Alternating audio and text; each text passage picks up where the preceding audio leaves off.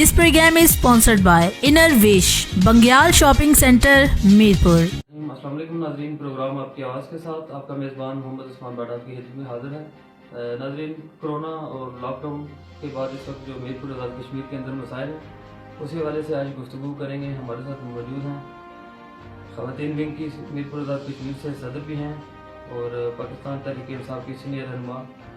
Doctor Ishrat Sajjad साहब आज हमारे साथ मौजूद हैं। इसी वाले से हमसे एक्सक्लूसिव गुफ्तगू करेंगे और जानेंगे कि इसके ऊपर वो क्या कहती हैं और इस बारे में क्या कहना है कि लॉकडाउन के हवाले से कब तक जो है ये मसाइल जारी रहेंगे। जी मैडम, ये बताइएगा कि इस वक्त लॉकडाउन के बाद जो है ना, इस वक्त जो मजदूर तबका है वो खासा परेशान है, तो हुकूमत की तरफ से भी कोई ऐसा रिलीफ नहीं दिया गया अभी तक कि आपकी जो पार्टी की आदत है उसने इस वाले से क्या लायामल तय किया है, आगे क्या प्लानिंग है, कुछ रिलीफ देने के बारे में सोचा गया है, उस पर क्या कहेंगे आप? उस्मान भाई, जैसे कि मैंने अभी जिक्र किया कि फेडरल गवर्नमेंट के तरफ से एहसास प्रोग्राम के तहत 12,000 का तो वो कर दिया, लेकिन बाकी पाइपलाइन में प्रोजेक्ट्स हैं वो सोच रहे हैं कि जो सफ़ेद पोश तबका है या जो मजदूर तबके के अलावा हट के काम कर रहे थे और ताजिर बरादरी थे, इनके लिए कोई जो है रिलीफ पहुंचाएं जो कि प्लानिंग में है। लेकिन चूंकि हम विंग कश्मीरी और हमारी रियासत चूंकि इनका अपना एक सिस्टम है, तो उसके हवाले से अगर देखा जाए तो मीडिया भी चीख के थक गया, हम लोग भी अपनी आवाज़ बुलंद करते रहे, लेकिन मुझे समझ नहीं आ रही कि गवर्नमेंट इस चीज़ का इनिशिएटिव लेने के लिए क्यों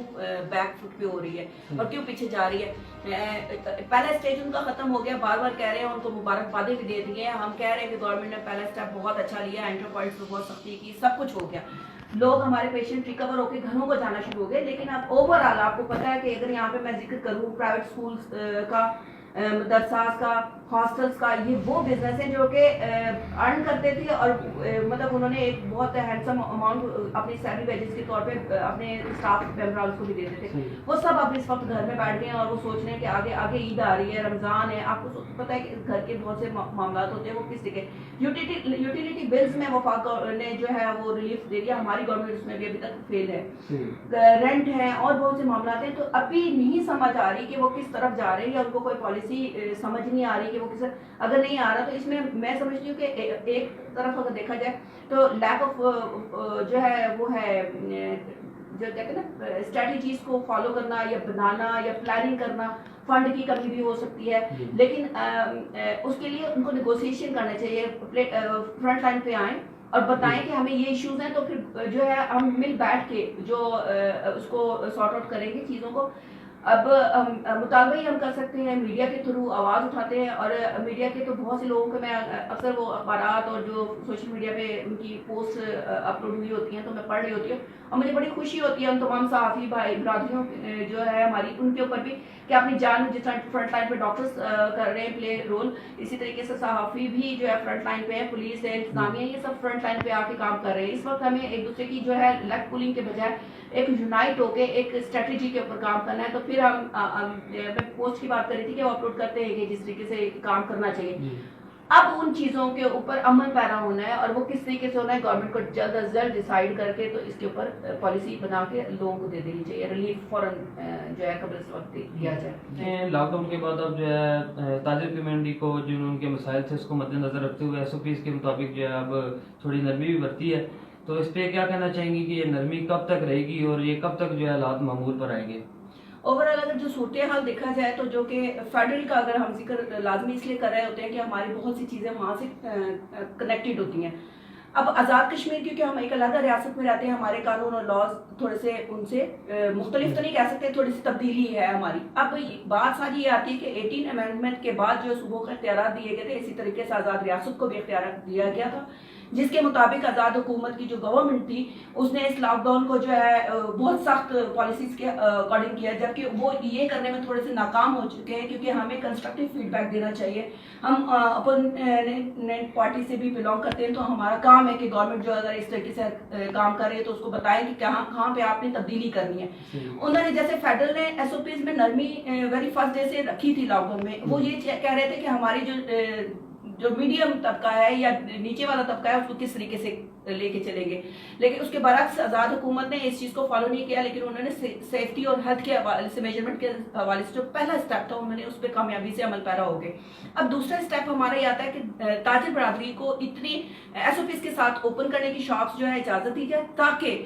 جو ایک سرکل ہے وہ جو اکنامک ایک زون ہے جو ڈینجر زون میں جا رہا ہے, اور ہماری چونکہ آزاد ریاست کے اندر آپ کو پتہ ہے کہ بہت کم لوگ ہیں جو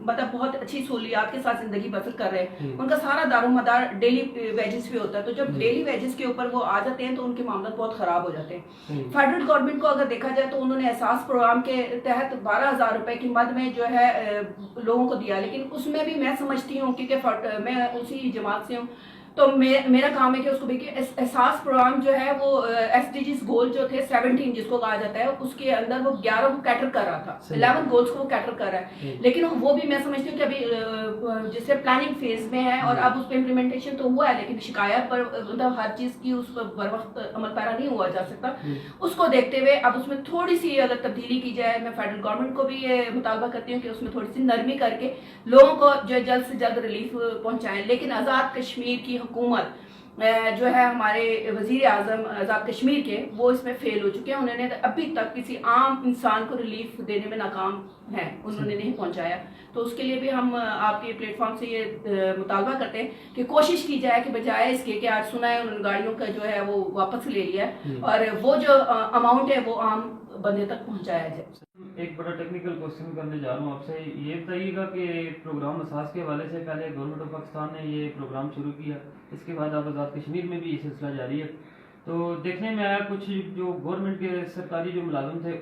کچھ ان لوگوں نے بھی لیے ہیں, جس میں کچھ کیسز بھی دیکھنے میں سامنے آئے, جس طرح مظفر آباد میں DC صاحبہ نے جو ہے اس پر ایکشن بھی کی ہے. تو اس والے سے کیا کہنا چاہیں گے, یہ تقسیم ٹھیک ہو رہی ہے یا نہیں ٹھیک ہو رہی, کیا کہنا ہے اس پہ؟ دیکھیے, میں نے ابھی جس طرح پہلے ذکر کیا کہ احساس پروگرام جو ہے سسٹینیبل ڈیولپمنٹ گولز کو اچیو کرنے کے, یعنی 17 گول میں سے 11 پہ کیٹر کر رہے ہیں. اب وہ اس وقت پلاننگ سٹیج میں تو آ رہا ہے, لیکن امپلیمنٹیشن ان کو آئیڈیا تو نہیں تھا کرونا ایک دم آئے گا اور یہ سارا کچھ ہمیں آن دا اسپاٹ کرنا پڑے گا, تو اس میں تھوڑی سی جو کمی بیشی ہو جاتی ہے. اور لیکن اس میں دیکھیں ڈیٹا جو ہے جو ہمارے پاس موجود ہی نہیں تھا, اس کے اوپر انہوں نے کام کیا اور پھر آن دا اسپاٹ پکڑے بھی گئے. اگر نہ پکڑے جاتے تو کیسے پتہ چلتا. تو اس کا مطلب ہے کہ مانیٹری اسیسمنٹ اور جو چیزیں